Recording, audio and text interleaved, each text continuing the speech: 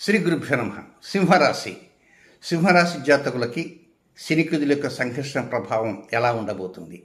వాస్తవంగా శని కుజుల యొక్క కలయిక 39 రోజుల పాటు కొనసాగుతున్నది అని ఒక వీడియోలో చెప్పాను.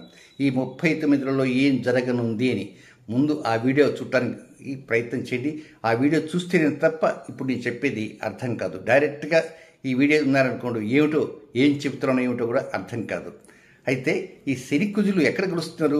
మీకు 7వ స్థానంలో కలుస్తున్నారు, మీకు భార్యాస్థానంలో కలుస్తున్నారు, మీకు భాగస్వామి స్థానంలో కలుస్తున్నారు.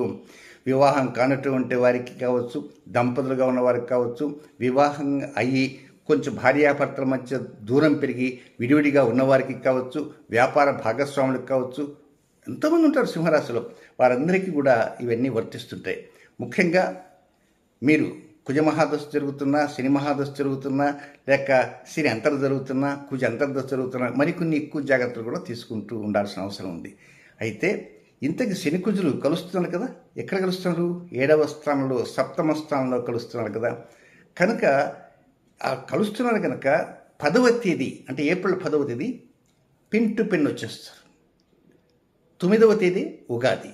8వ తేదీ ఒక సంపూర్ణ సూర్యగ్రహణం మీకు అష్టమ స్థానంలో జరుగుతుంది. సంపూర్ణ సూర్యగ్రహణం 4 నిమిషాల 32 సెకండ్ల పాటు జరుగుతుంది. అది మీకు అష్టమ స్థానంలో. అది భారతదేశంలో కనపడదు.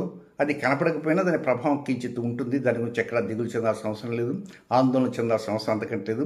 అయితే ఈ శని కుజులు సంఘర్షణ జరుగుతున్నటువంటి 39 రోజుల్లో మనం ముఖ్యంగా ఎందుకు మాట్లాడుకుంటున్నామంటే, ఏప్రిల్ 9వ తేదీ వచ్చేటువంటి ఉగాదిలో, క్రోధినామ సంవత్సరం ఉగాదిలో, ఆ సంవత్సరానికి రాజు కుజుడు అయినాడు, ఆ సంవత్సరానికి మంత్రి శని అయినాడు. ఎవరైతే ఘర్షణ పడుతూ ఉన్నారో ఇప్పటి నుంచి వారిద్దరికీ పెద్ద పీటలుగా పెద్ద పదవులు వచ్చేసాయి. ఇంకేముంది, ఇద్దరు శత్రువులు, పైగా ఘర్షణ పడుతున్నారు. కనుక ఇంకా పాలన ఏం సాగిస్తారు? విధ్వంసం చేసి కూర్చోబెడతారు పాలకులైతే. ఇది ప్రపంచ రాజకీయం మీద ఉంటుంది. పైగా ఈ రెండు కలయికలు ప్రారంభమైంది మార్చి 15 కాగానే ఏం జరగబోతుంది? ముందు ఎలక్షన్ నోటిఫికేషన్ వచ్చేస్తుంది, జనరల్ ఎలక్షన్స్. దీనికి తోడు ప్రపంచ రాజకీయ రంగం మీద ఉంటుంది, భూకంపాల మీద ఉంటుంది, ప్రకృతి వైపరీత్యాలపైన ఉంటుంది, టెర్రరిస్ట్ యాక్టివిటీస్ మీద ఉంటుంది, రకరకాలుగా ఉంటుంది.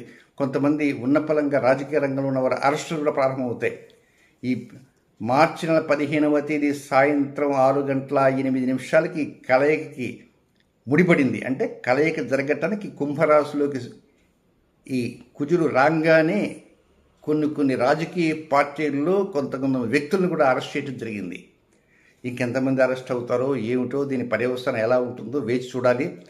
అయితే ఏది ఏమైనప్పటికీ కూడా మీరు ఎక్కడా కంగారు పడాల్సిన అవసరం లేదు. నేను చెప్పే చిన్నపాటి జాగ్రత్తలు తీసుకోవడానికి ప్రయత్నం చేయండి. వారం రాశి ఫలితాలు చెబుతుంటాయి కదా, ఆ రాశి ఫలితాలు చెప్పే సమయంలో వారం కాదు, 10 రోజులు చెప్పేటువంటి రాశి ఫలితాల్లో శని కుజుల సంఘర్షణ నిమిత్తం హింట్స్ ఇస్తా. ప్రత్యేకంగా మాట చెప్తా, శని కుజుల సంఘర్షించుకుంటున్నారు కదా, ఆ సంఘర్షణ నిమిత్తం ఈ పని చేయండి అని చిన్న హింట్ ఇస్తాను.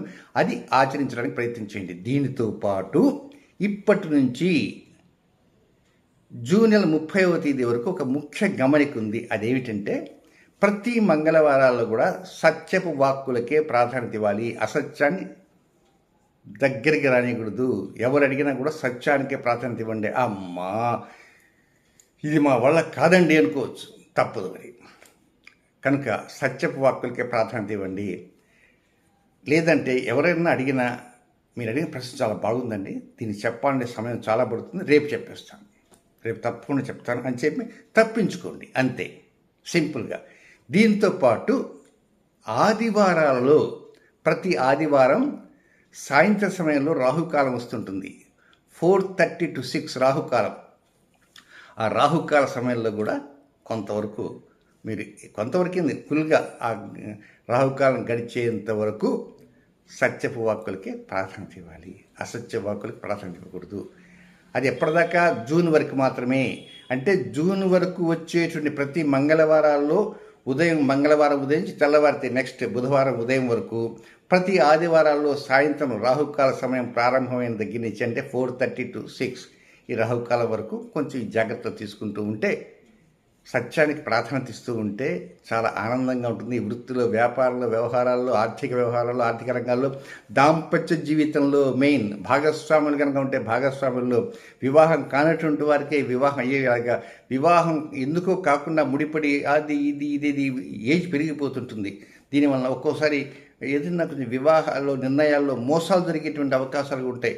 అబ్బాయి అంతవాడు ఇంతవాడు చదివాడంటే వాడు సుంఠై ఉంటాడు, దొంగ సర్టిఫికేట్ చూపించి మిమ్మల్ని ఏమార్చి మోసం చేసి వివాహాలు చేసుకోవచ్చు. లేదా అమ్మాయిలు కూడా ఈ మధ్యకాలంలో కొంతమంది అలాగే ఉంటున్నట్టుగా వినికిడి వస్తుంది. కనుక అమ్మాయి కావచ్చు, అబ్బాయి కావచ్చు, ఎవరైనా సింహరాశిలో ఉంటున్నారు, మీరు వివాహం చేసుకోబోయేటువంటి వ్యక్తిని, ఎదుటి వ్యక్తిని చాలా జాగ్రత్తగా ఆచితూచి అడుగులు వేస్తూ పూర్తి నిర్ణయాలు తెలుసుకున్న తర్వాతనే వివాహ నిర్ణయాలకి ప్రాధాన్యత ఇవ్వాల్సిన అవసరం ఎంతైనా ఉందని కూడా గమనించడానికి ప్రయత్నం చేస్తూ వారం చెప్పేటువంటి, వారంగా 10 రోజులకు ఒకసారి చెప్పే రాశి ఫలితాలలో హింట్స్ ఇస్తాను. ఆ హింట్స్ కూడా వినడానికి ప్రయత్నం ఉంటూ చేయండి. శుభం.